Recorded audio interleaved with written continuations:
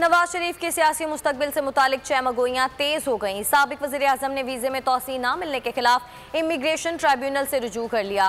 माहिरीन कहते हैं ट्राइब्यूनल से फौरी फैसले का इम्कान नहीं, मुमकिन है कि 10 से 12 माह लग जाएं। ताहम अपील पर फैसले तक बरतानवी महकमा दाखिला का हुक्म गैर मौसर रहेगा। नवाज शरीफ का सियासी मुस्तकबिल क्या होगा? लंदन में क़याम बढ़ेगा या रख्ते सफर बांधना पड़ेगा? बरतानवी महकमा दाखिला के फैसले ने सियासी टेंशन बढ़ा दी। 6 माह का वीज़ा खत्म होने पर मजीद तोसी न मिल सकी।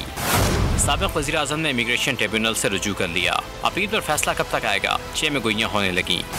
कानूनी माहिरीन कहते हैं जल्द ऊंट किसी करवट बैठने का इम्कान नहीं। कोरोना भी समात में ताखीर का बायस बनेगा। अगर होम ऑफिस ने वो उनके एविडेंस जो है उसको रिजेक्ट किया है तो लाजमी है कि नया कोई एविडेंस हो तभी कामयाबी हो सकती है, क्योंकि इन इशूज पे कानूनी नुक्तों पे बहस होगी। इनके वकला भी अपनी मुताबिक बयान करेंगे, होम ऑफिस की तरफ से वो अपनी पोजीशन बयान करेंगे।